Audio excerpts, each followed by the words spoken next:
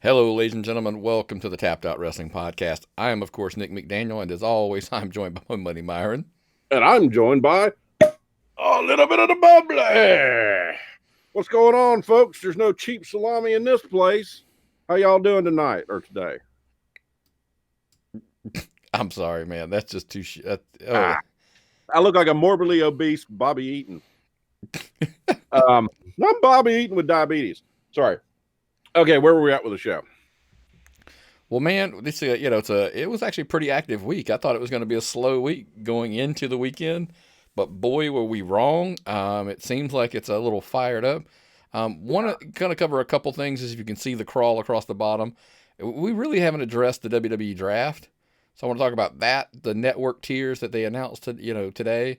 Of course, the big news from Impact is Anthem has purchased a majority stake in AXS and HDNet / whatever.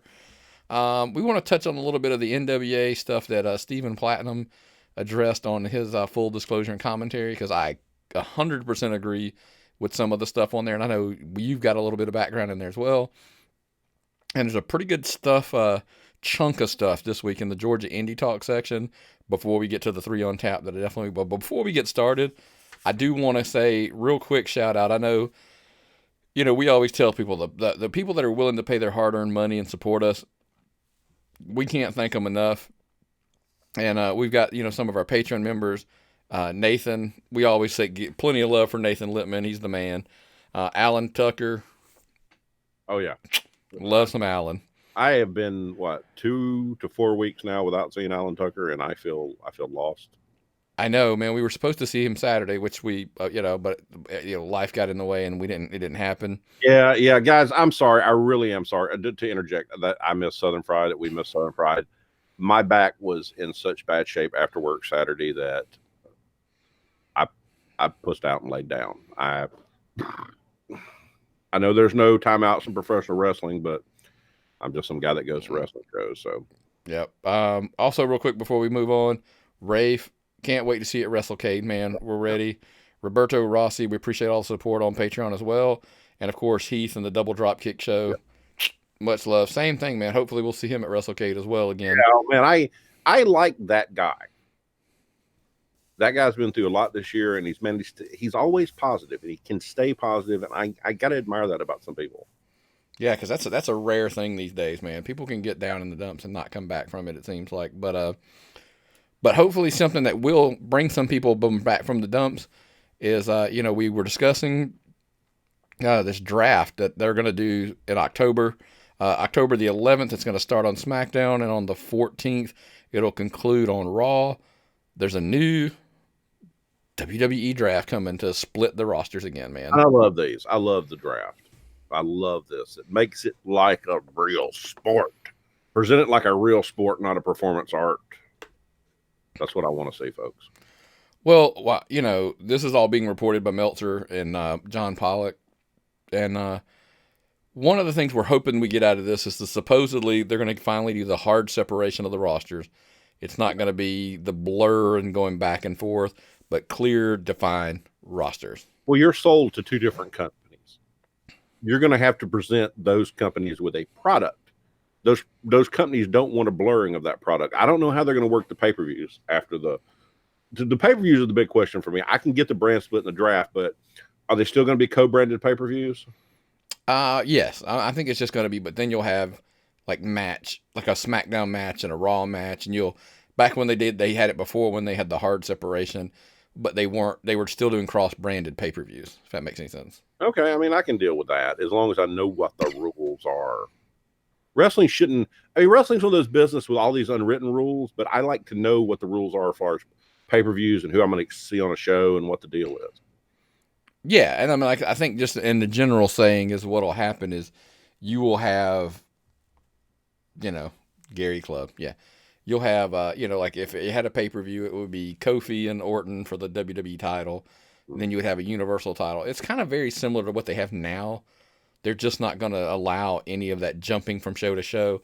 And I think in the grand scheme of things, that'll be massive. Well, they couldn't even follow their own rule. How many was the rule? So the wild card rule was 4? And then some days they had 7, some days they had 8. the New Day, are they treated as one faction? Now, I really did enjoy getting to see the 4 horsewomen have that tag match on Monday night, because that was good. But with the brand split, we're not going to see that unless they draft them all to one side. So, Well, one of the perks of it will be, I think it'll let, Heyman and Bischoff, as they're running these two shows, I think the good, solid perk of it will be more along the lines of, Heyman doesn't have to worry about taking care of somebody from SmackDown when they're on Raw and vice versa. They can just kind of do their stories. They can kind of have them separated out, and that'll be, I think, the big thing. Yeah, I think it's going to be good. I think they get a known commodity. They get known people to book. They known people to write the storyline for. So I think it's good that they're going to split it up, make it hard and fast. I saw where they announced that instead of doing a takeover in front of the Royal Rumble, they're going to do that Worlds Collide where they have everybody, NXT UK, NXT, Raw, SmackDown 205. That will be cool. But I'm looking forward to the brand split. I'm looking forward to seeing what they're going to do, because Fox is promoting that stuff.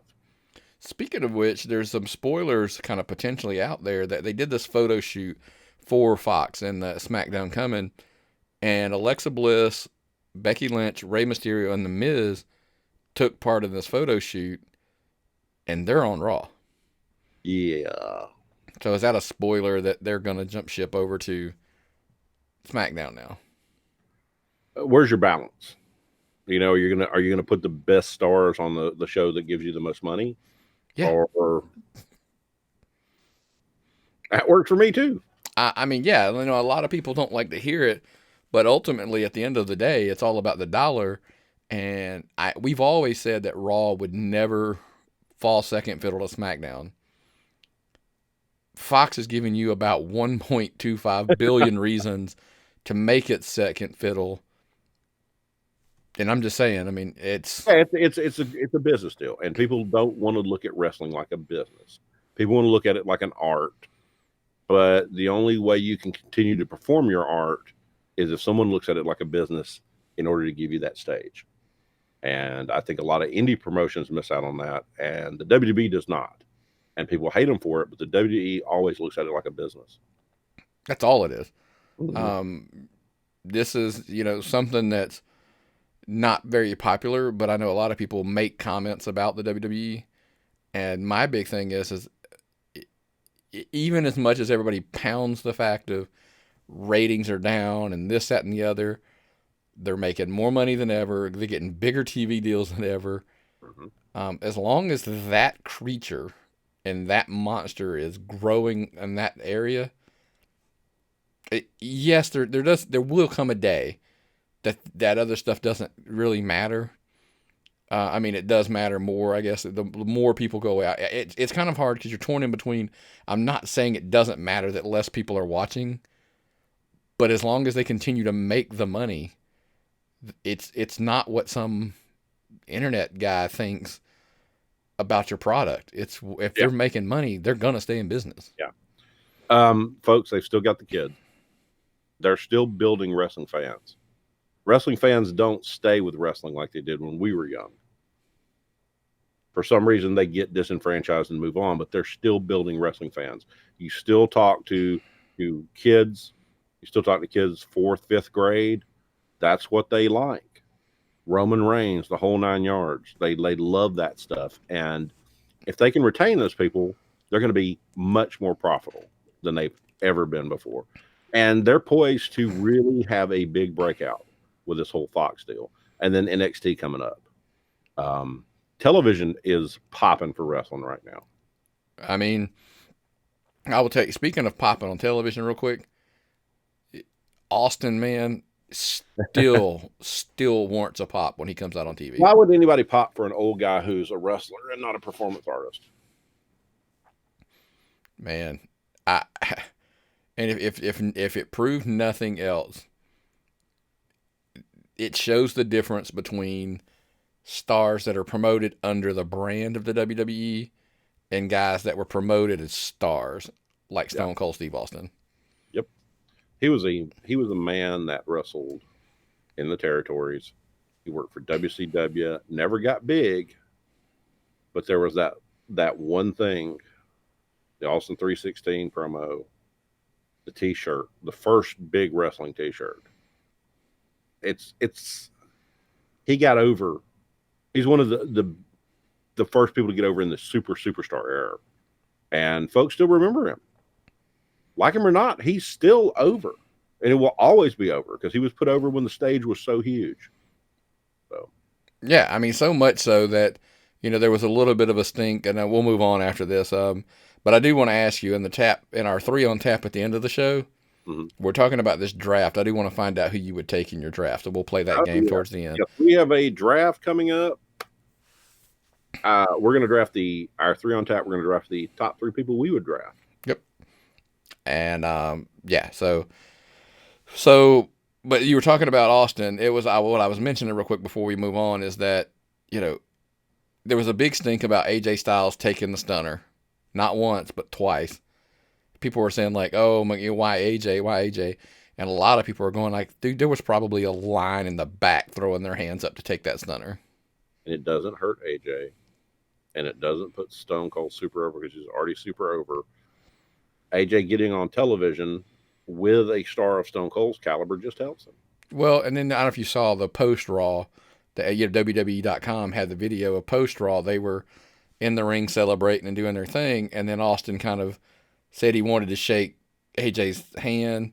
He thought the world of his talent, blah blah blah. He's got some things he needs to figure out. He's not necessarily doing things the right way, but once the bell rang, he was a big fan of his talents.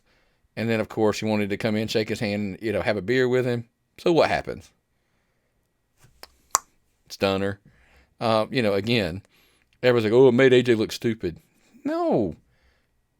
Dude, he did this in the Attitude Era. He would do that to Rock. He would do it to Triple H. He did it to everybody. Vince, Donald Trump, Linda.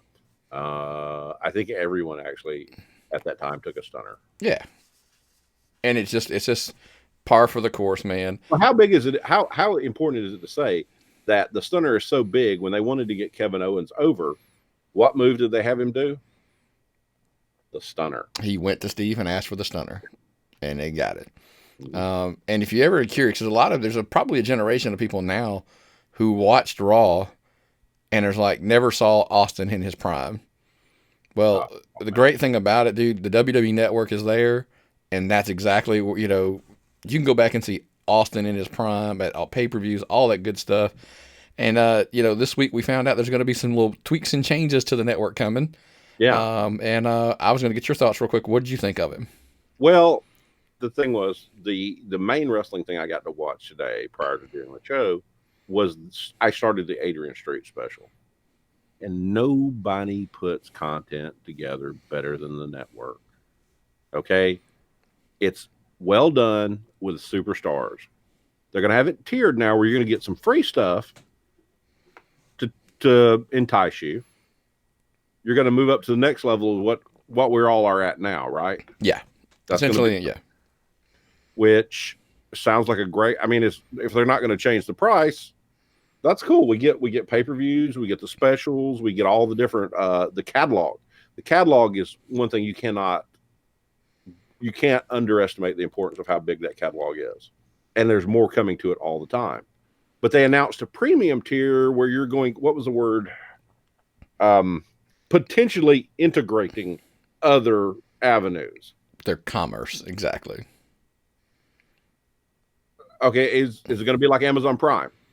Well, it seemed like what they were saying is there might be some things like you could get tickets to events early. You could be able to go when you're getting your stuff on WWEshop.com, you'd be able to actually maybe get free shipping, kind of like Amazon Prime. That's not bad. But I buy from the network like maybe 4 or 5 times a year, and my shipping's typically $7 every time I buy, $6.99. Yeah, it would be worth it for you then. Okay, it's worth it for me then. It depends on what they come up with the pricing to be. If it's $14.99 or so that's $5, more. 12 months, $60. If you're shipping, it depends. I'd have to buy 8, 9 times to be able to justify that. And that's what I'm saying. Variably. Give me access to sales earlier. give me first pick when the 5X shirts go on sale. Maybe. Because a $5, I'm still wearing the last round of $5 5X shirts I bought from the network. You cannot beat a 5X quality constructed shirt for $5.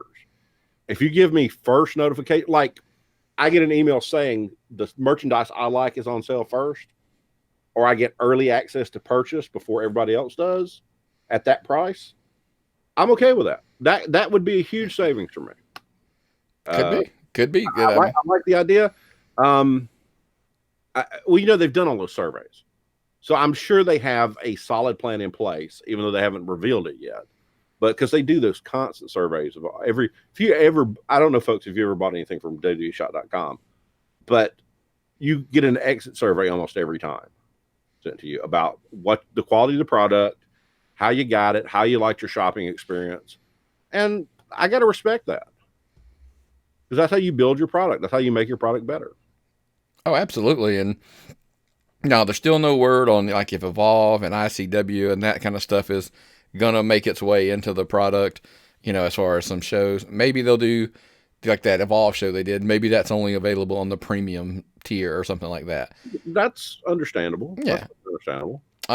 Basically the free, from what they're saying, is basically it's going to be the stuff that you get on WWE.com or YouTube, or, that extra content, like the free stuff you could get anyway. Free stuff you can get on YouTube and WWE.com. Yeah, it's just going to put it in one place so you could go to the, and watch it there. So, but I'm like you, man. I've been a network guy since day one. I haven't missed a beat. The day they launched, I had it, and they've had my $10 every month since then. I probably adopted maybe a year after you did, based on you talking it up so much and the fact that I was saving a ton of money because I was not going to buy those pay-per-views at $50. Right. And now I get a pay-per-view now for $10. 15 is still a bargain, 20 is still a bargain, and I get those shows. Now I'm excited about Clash of the Champions. Is that this weekend, right? Yep, that's this weekend. Okay, I'm looking forward to it. There's going to be some stuff on there that I'm going to enjoy. Come home on Sunday. Actually, I don't have to work this weekend, so I'll be sitting around the house all day Sunday watching the wrestling shows. Good. That's wrestling entertainment for me. I'm looking forward to that pay-per-view. You've done some things with the 4 Horsewomen. You've turned some people. Yeah, I'm excited. I want to see the pay-per-view. I don't know if they're going to finalize the King of the Ring stuff. I can't keep up with everything. I didn't even watch SmackDown tonight because I was all over the place trying to find toothache repair for my girlfriend. Oh yeah. But I'm with you. I'm curious to see where they go with this Braun Seth thing, at the pay-per-view. That's cool. That is a cool topic. You got to have a tag team match, and then the 2 tag team members have to have a title match. That's awesome. It'll be cool if they play some back-to-back. Oh. Yeah, when they're still they could still be sore and tired. And yeah, that would be awesome.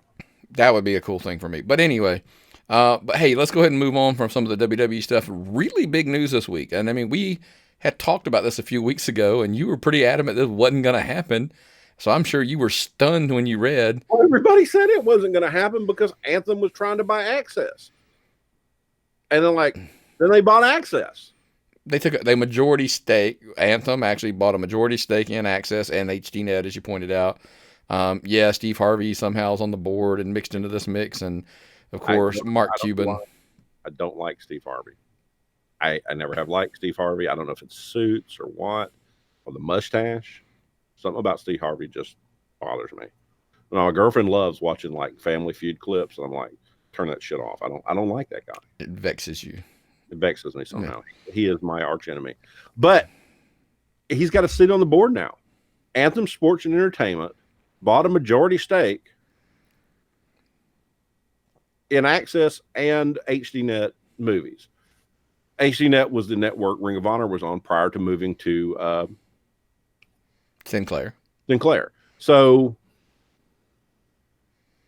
what are they going to do? Are they going to make the Saturday night block idea is really good, except for the fact that we're pretty much running every Saturday night right now anyway, going to wrestling shows and going all over the place. Thank goodness for DVR. Doesn't matter. Yeah. Good point. But that was what I was going to ask you. I mean, obviously it's inevitable that Impact will be on AXS TV now. Yeah. They're going to escape the Pursuit channel. Yeah. Thank goodness. That was the question though. Do we get the Saturday night block? That's the question. Do we get Impact, New Japan, WOW, like in one Saturday night block, or do they get creative and I don't want to say aggressive, but more aggressive? Tuesday and Thursday are open slots still. Yep. I mean, make Impact Thursday night show and leave New Japan and WOW as the 2-hour block there. Well, now you get the potential for the Impact and New Japan deal to happen. They'll leave if they don't go to they get them where they won't. They're going to leave Ring of Honor, basically, is what I understand. Instead of letting them go to AEW, what if Impact gets New Japan? That's a big boon for them. Impact already has AAA pretty much sewn up. So they stand to become a major power. Who would have thought? Literally, I would say like a month or two ago. Yeah. Everybody had a fork in Impact Wrestling. They were dead and they were, I was trying to find them on Twitch, man. And a year ago, it's like, are they going to sell the network? Can they sell the network? Can they make a little money and sell to WWE on their back content? Maybe that can feature. Right now, they are in the catbird seat, man. They're in good shape. They're looking to be a major player in the wrestling business now. If they can get a coup and they can get the New Japan when they leave Ring of Honor, if we assume they will, and they can get partnered with them, think about that. We could be switching places where Ring of Honor is now the one on life support that's flipping over. Yeah, and think about that. If they have to go on to, well, no, actually they'll never go because Sinclair likes them for content. Sinclair's an established network that uses them to generate content, so they'll never go away. But they could be in a lot worse position, and they could be the 4th or 5th play show. It could put Impact in a position to challenge AEW, and it definitely has a potential to move them ahead of MLW, my favorite show. So. Well, that channel, I don't know. I think BN Sports might have a better clearing than Access. I don't know for sure. If somebody knows, feel free to message us at tappedoutpod@gmail.com or DM us at tappedoutpod. I'm not sure. I believe they are. I just think BN Sports has actually got more clearance than Access TV. But it doesn't matter because they put their shows up on YouTube, which has the world right for MLW. So and they've got a good product. They market it well. They put it out there because it's easier to find a show on YouTube than it is to find a show on Twitch where Impact was. Yeah, we knew Twitch and we like Twitch, but that doesn't help the casual person. A lot of your average Joe doesn't really get Twitch. I mean, they can go to YouTube and look up something. I sat in my living room the other morning, and because apparently my wife just cannot watch Ralphie May, the comedian, any of his stuff. It's a little raw for her. So I will sit there in the mornings and just YouTube, shoot YouTube up on my Apple TV and watch, so. But that's why YouTube's just so much easier than just Twitch and all these, other options. But anyway. Had an Apple press conference today on an offside note. Did you see that? No. Apple's getting a Apple TV Plus or Apple TV Premium. It's going to be a streaming service of some kind. I have read it. I've been reading up on that. We'll see. That's fascinating. Very fascinating. But there is another promotion that's out there that we have high hopes for. Had maybe that this could be varying about what we're about to say.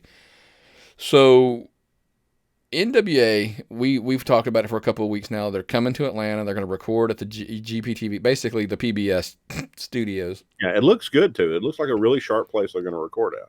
Well, it's a professional. I mean, it's a legit television, stations. And, I mean, even if it's a PBS studios, it's a PBS studios in one of the largest markets in the country. My name is Billy Corgan, and please donate to public television, public broadcasting. You sponsor shows like Antiques Roadshow.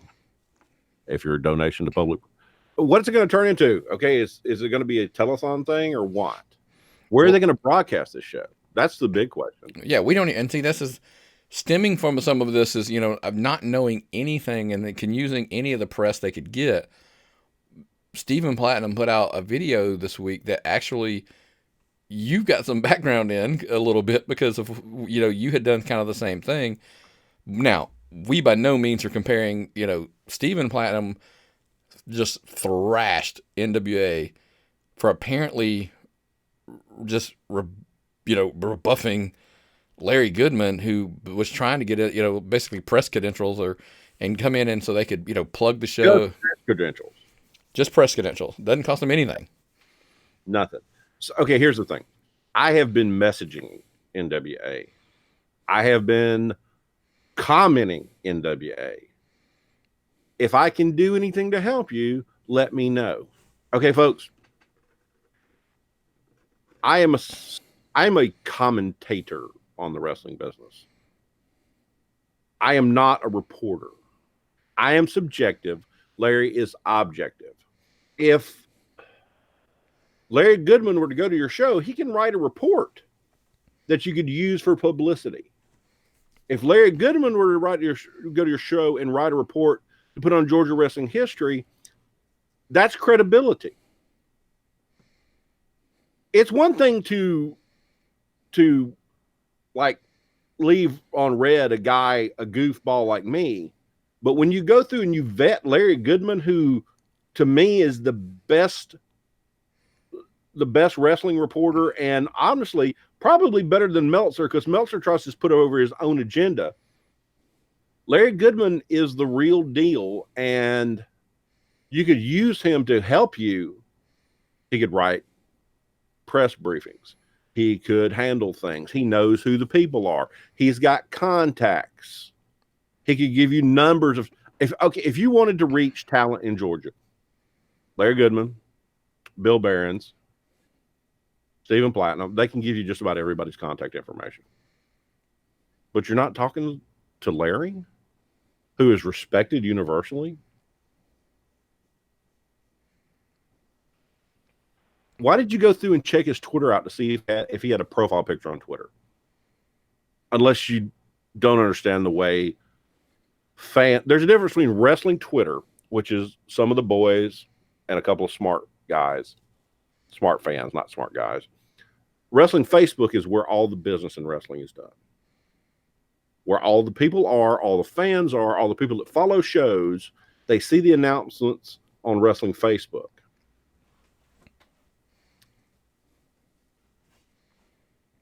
You took a guy who has been reporting on the Georgia wrestling scene for how long? Oh, decade. It's been a couple decades. And you ignored him? Oh, they didn't ignore him. They said no. Right. They said, no, you don't get this because you don't have a Twitter picture. That means you went through. Did you read the thousands of articles he's written? The thousands of show reports he's written? It doesn't make any sense to me. And like I said, my thing with something as simple as, okay, let's just be blunt because we are where we are, right? Larry's way over here. We don't, because again, he's objective, he's fair. We do commentary, we give our opinions and our thoughts, but we've had on your world champions, his insurance policy. Camille, she's been on our show before.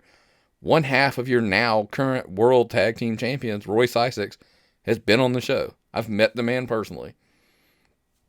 I mean, there's other guys who are going to be on your roster at some point, I guarantee you, who have done our show. Yeah. So our point was AEW shows that have been on our show. There are people that are doing WWE shows that have been on our show. It's just one of those things of we can't say enough that use the tools that are available to you, and that's kind of what Platinum addressed, and I completely agree. We're not saying that we are anything great. We're just saying it's a tool to use. We're free. We don't charge people to come on here. Now, we do charge for advertising on the show, but we don't charge people to come on here and promote their shows. I do specials with promoters all over the state of Georgia where I bring them on to talk about what they got going on. I bring on talent to talk about their shows, what they got going on. I do that for free out of my own personal time. Okay? I ain't getting rich doing this. I'm giving you content. We do a show with somebody. It's a YouTube link to share. It's a Facebook video link to share. It's a picture. And what did you say about Google, Nick? Well, your point is very adamant. It's free, right? Yeah. It's free. Doesn't cost you anything. Now, you said it, your bet. We do advertising because we're about to get into the Georgia Indy talk because that's going to lead me exactly to what you just said. But when we're doing that, we want to mention real simple. This week's sponsor of the Georgia Indy talk, Truman Steamers, do upholstery, hardwoods, tile, grout, carpets, you name it. Again, this is, I say this with all honesty, this is who I use to clean the carpets in my home. Nick's house is immaculate. It is the cleanest house I go into. If you ever need your Truman steam, these are the people to call. Yeah, I mean, call Courtney, tell them that, the Tapped Out guys sent you. Again, you can give them a buzz at 770-896-8876 or go to trumansteamers.com, and that's Steamers is Steemers. Again, Courtney at Truman Steamers, 770-896-8876. Tell them that we said give them a call, and you will not be disappointed. And you actually go to their Facebook page. They actually have videos of their cleaning. Give you a good example. The women love to see it before they actually pay to have somebody come out. Courtney's fair. His prices, he doesn't change his pricing. He will give you an estimate, and he will stick to it. And he's always honest, and he's always fair. So, again, Courtney at Truman Steamers, 770-896-8876. All right, so now we're going to get into the meat of it, of what you were talking about. So you are correct. When they come on, one of the things I wanted to stress that promoters need to use the tools that are available to them, especially in Georgia. When you do an interview, come on a show, we talk about you, or we tag your show, whatever. It's called Google Analytics, people. Mm-hmm. So if you do an interview and somebody types in your name, that interview will come up. If we talk about you and we tag you in something, it can come up. And it goes up. The more tags, the more talks, the more interviews, the more mentions, you go up the chart so that when you're Googled, you're up there higher. And if you Google wrestling, you want to be up there at the top of the list. If you Google wrestling podcast, you want to be up there at the top of the list. Well, the biggest thing you also want to see is when somebody Googles your promotion, typically what happens is they will find here's a key. I'm gonna be an ass right now. If you have a website, they might find your website. B, they'll probably find your Facebook page and probably your Twitter. That's generally like the three big things they find. But if they Google you and you've been exposed on multiple podcasts, I'm not just talking about ours, Georgia wrestling history, every time they put an article out, which is a report from your show, it improves your Google Analytics because it's another thing with your name tagged in it. Mm-hmm. Get your name out there. As Platinum pointed out, it's your job to promote it. We'll help you. We'll be a tool, literally. Some people would say we are tools, but hey, whatever. I mean, we're just trying to help. That's literally all we're trying to do. And if you don't believe us, and again, I preface this real full. Again, I put it out there. We don't claim to be the reason, because we are by no means that. But if the two top promotions in the state of Georgia openly work with us and help get their name out there, because we do. Southern Fried and Southern Honor, by the way, Southern Honor, great show. We're going to talk about that in a minute. Southern Fried, you mentioned it earlier that you didn't make it. Had personal reasons, same thing, I couldn't make it, and I felt horrible because I really wanted to go to that show. I am so excited for Crossroads after seeing that poster and that card. Oh, yeah, that's the biggest show, man. It's like the SummerSlam to the WrestleMania that is Shindig. Yeah. Now, and the crazy thing, we went Friday. We were at Southern Honor, and they set up with their show, they set up their anniversary show where they're going to have war games. 3 teams, 9 people, 2 rings, 1 giant cage. We talked to Ox about how to set it up, and he was drawing out a picture. I'm like, oh my God. Folks, 2 rings, 2 cages. That's insane. I would go just to watch it get set up because that's not the tallest building in the world. That's the part I'm curious. That is getting that cage in there, in that building. And kudos to Dylan, by the way.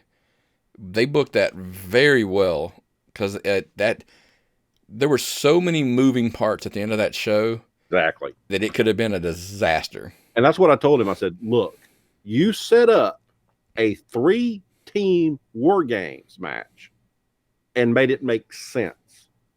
You were able to differentiate between the teams and the factions and then work heat on all the angles. And you present the wild cards, which are fear.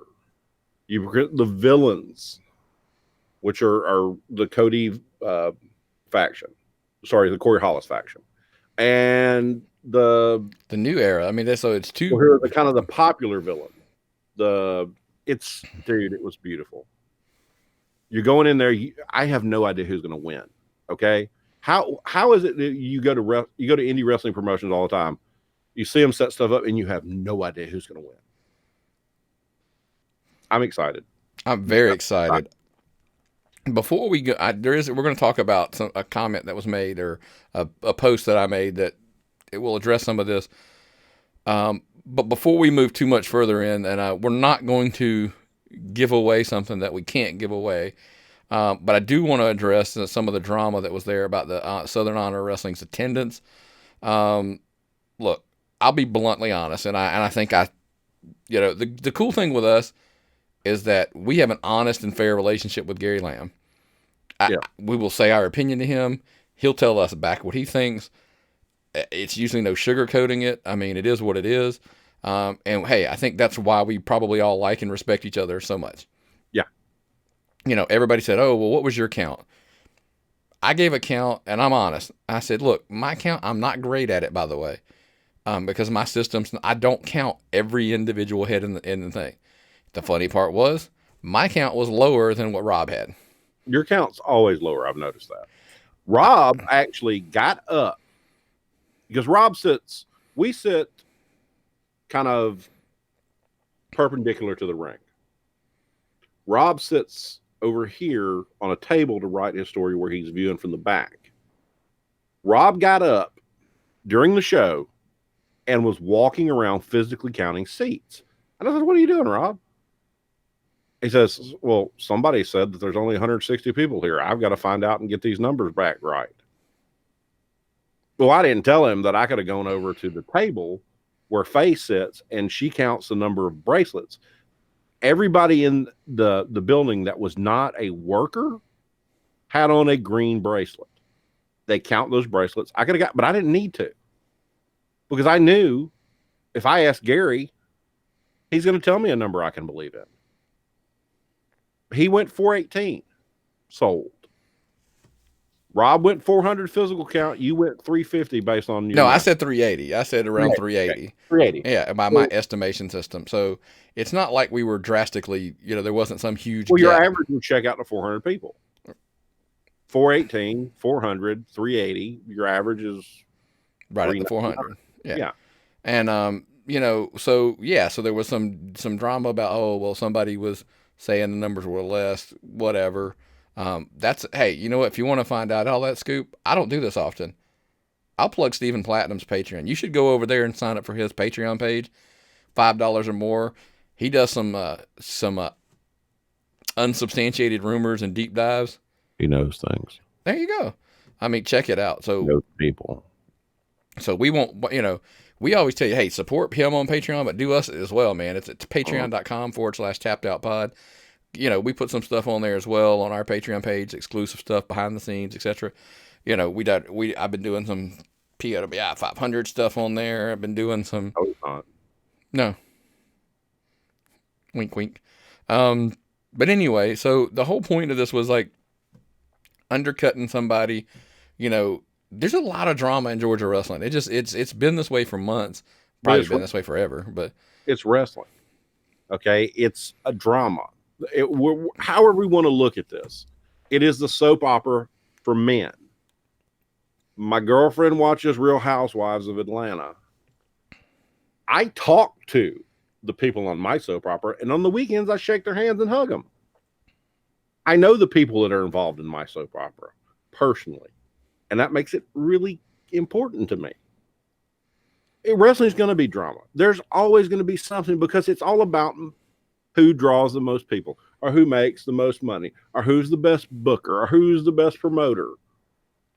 If there were not awards given out, there would still be people saying who the best booker and the best promoter is. It doesn't matter. Well, that's brings me to the post that I put up this week. That I put up a post about, I honestly believe, and this is just my opinion, that the Booker of the Year, the two top candidates right now, and nobody ever said there wasn't anybody else that could even be considered.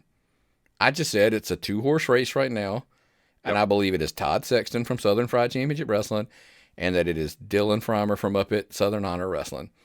And then I put out that, honestly, I truly believe that on their next 2 shows, I think I'm probably going to go a step further than even at that point when I made the post, that it was going to be a big determining factor. I think it quite possibly could be the determining factor at this point.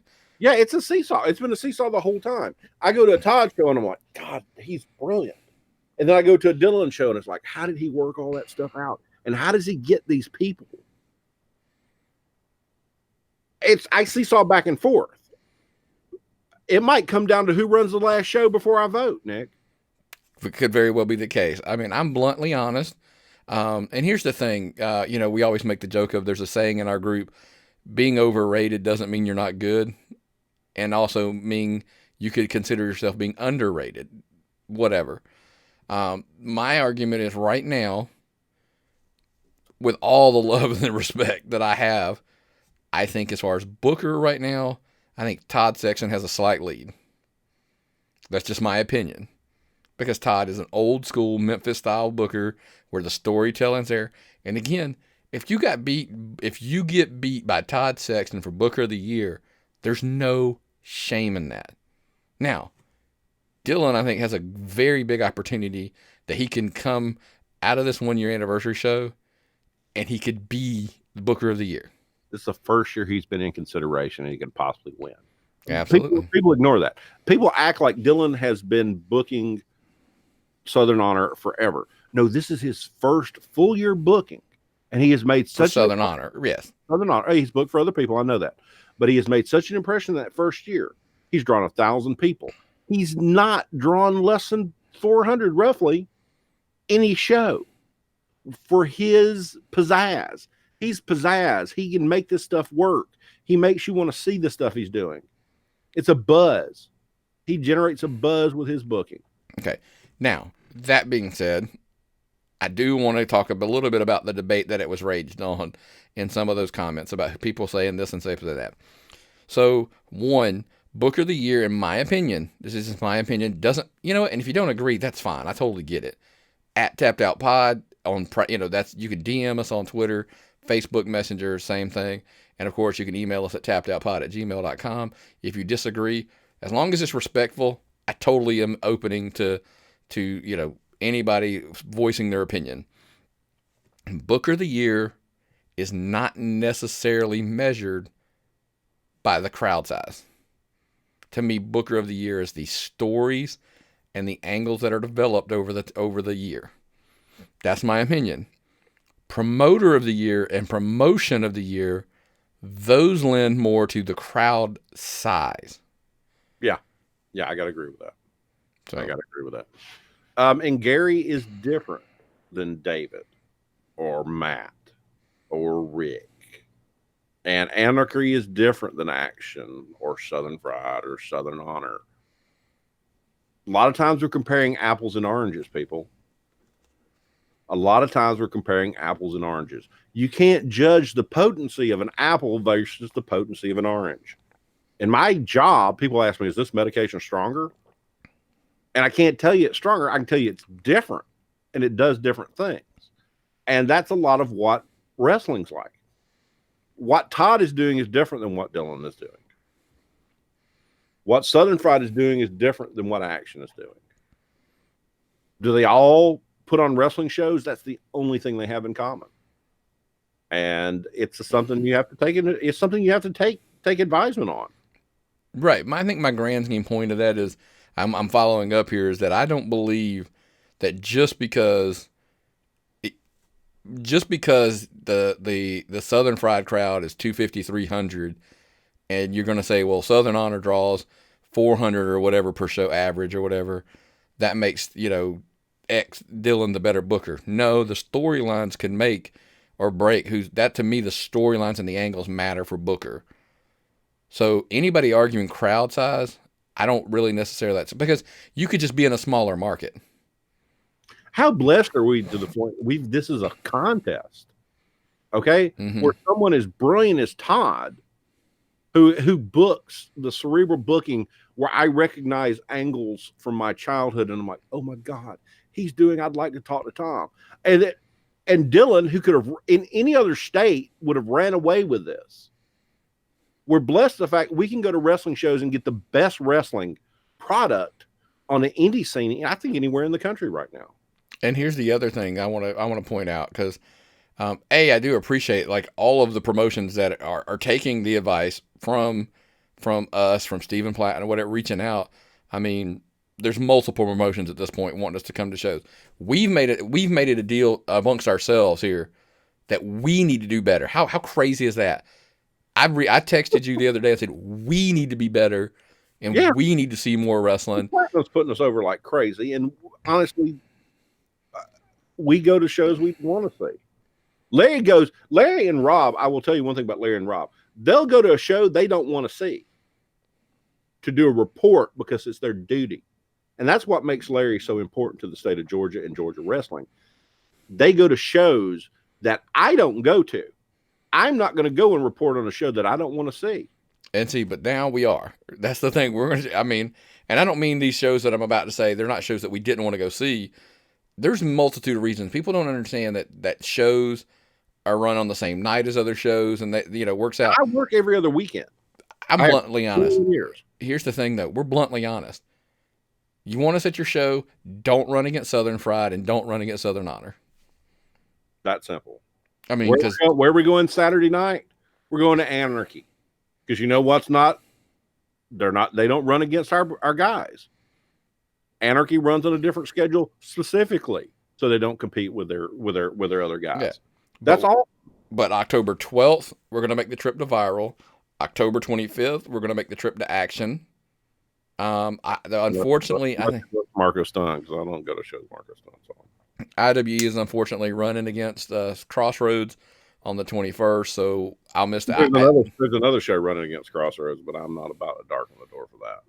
Well, that goes back to the thing of we're not even going to talk about it. So, I mean, we do appreciate all the, like I said, the people reaching out. We're going to do better. We're going to do our part. So now it's time for turn around and go, now you've got to do your part, and get out there, do your best, and, put it on. Matt Griffin wanted, to debate. He should be in the Booker of the Year. And I said, you got a few months, man, prove me wrong. And that's okay. I'm cool with that. Here's the thing people have to understand. If I talk about IWE, it's because IWE reaches out to me and says, can you do something to help us promote the show? Or can you tell me who the best wrestlers is? If I start coming up to guys at shows and say, in 2020, IWE is going to want to start booking guys. Now listen to me. They're going to want to start booking guys in Augusta in 2020. I believe those guys will pay you. So I will say IWE is going to be booking guys in 2020. Spinebuster and Valdosta. Myron's fat ass doesn't drive more than too far. I'm not going to get in the car too long. I'm hot and sweaty. In the winter, I'll go anywhere, but summer, not so much. Valdosta, those guys reach out and talk to me. Hold My Beer Hansen talks to me on a regular basis. He sends me reports and talks to me about what they're doing. And that's why I talk about him. He's hustling. He's hustling. There's guys that are hustling in Georgia wrestling right now that are getting themselves noticed. I'm not saying you got to kiss a ring. I don't wear a ring you have to kiss. Okay. But what I'm trying to say is, if I don't know what you're doing, why am I going to talk about it? Why would I talk about it? I talked to Rick Michaels. I talked to Gary. I talked to David. I talked to Dr. Brock. So I'm going to talk about the guys on the show. when I ask Rick Michaels what's going on in the show, and he sends me a link to email detailing what's going to happen, I want to talk about it. So anyway, I agree, man. I mean, we're trying to do the part. We're trying to get in there, do our thing, right? But hey, to keep doing our thing, help support us, man. There's multitudes of ways. We always tell you to support the show. ProWrestlingTees.com/Tapped Out Wrestling Podcast. You get a shirt like this one that says "Wrestling's Like Women." You don't have to understand it to love it. We've got the original Tapped Out tee. We got 3 shirts up there that you can pick from and choose from. And Stephen Platinum sent me his shirt size. We're going to get one of those larges out to Mr. Platinum. And on top of that, man, my favorite place to tell you to support the show is patreon.com/tappedOutPod. Boom. If you go on there, you'll get everything we do, and you get some cool stuff. And we've made it a concerted effort between the two of us. We're going to even be doing more stuff on patreon.com/tappedOutPod. And then last but not least, we do ask you before we get to our 3 on tap, remember, man, if you're listening to this on a podcast player somewhere like Apple Podcasts, Player FM, iHeartMedia, Spotify, whatever, subscribe to the subscribe to the podcast. Give us a 5-star rating and review. It helps on those charts, man. And look, talk about algorithms and analytics. I don't even try to understand it. It just all I know is it works. So give us a 5-star rating review. We appreciate all the love. And we can help do all we can to help Georgia indie wrestling, amongst other, even bigger promotions, so forth and so on. But hey, real quick before we get out of here, we promised them our 3 on tap. Before we go, we're going to basically do a mock draft. We're only going to do 3. You get 3 guys. We did, I got Fox, I got SmackDown, you got Raw. You got Raw. 25 years of programming, I'm going to be picking for them. All right. So we're going to do this draft style. You get to pick your first pick. Who do you go? I got to pick somebody I can base a program on. I got to pick somebody who's connected. I got to pick somebody who brings an air of legitimacy and talent to my business. And I'm going to pick AJ Styles. Good choice. You could do a whole lot worse than AJ Styles.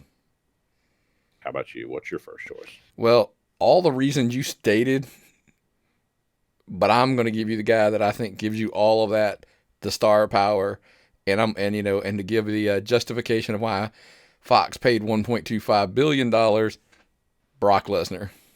Oh, that's a good choice because he is a legitimate threat. He's somebody you can believe could get in a ring and decimate you. I gotta respect that. And he goes over to that mass appeal to the Fox audience. Yep. So who's your second one? I'm going to follow up by the man who has been the cornerstone of WWE programming for quite some time, Roman Reigns. Love him or hate him, he's over. Because when you talk about a guy you hate, he's still over. You talk about a guy you like, he's over. Because you're still talking about him. The kids love him. He's the man. He is the modern day John Cena, Roman Reigns. Speaking of the man, my second pick, Becky Lynch. Probably the best franchise player, the person you could build a women's division around, besides my pick. Which is? Charlotte Flair. Excellent. I think it's a good pick. Both of us can build a strong women's division around those two because they are legitimate competitors that you believe in. Which brings me to my third pick. And if you're asking me, how did I come up with this? Now that I'm last, I can actually explain why. I thought I needed 1 men's star, 1 female star, and 1 tag team to build my franchise on. And nobody, and I'm not talking wrestling skills and in-ring ability and all that stuff. I went for stars on all 3 levels, and my tag team is the New Day. Can't argue with that. You have a mass appeal with a merchandise machine built.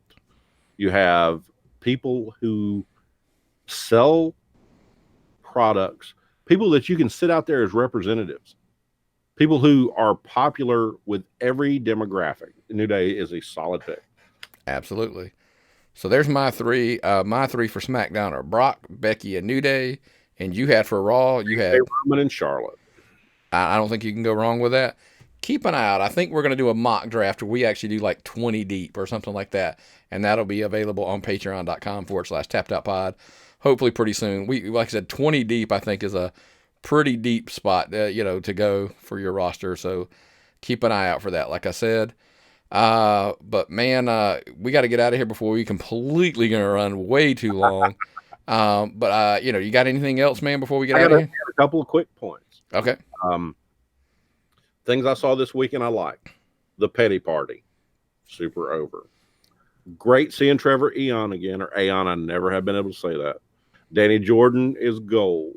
Shalonda Royal proved that if you want to train to wrestling in Georgia, you need to be at One Fall. That's all I can say. And I am super psyched about going to Anarchy on Saturday. Brooklyn Creed's first time in their ring since Hardcore Hell 20. Cyrus and Griff Garrison, and basically a number one contenders match. Adrian Hawkins won the Heritage Championship at that charity show we put over. He's going to be facing Will Caution. And why did Strychnine join Matt Hankins? All these things will be answered in the Landmark Arena Saturday night.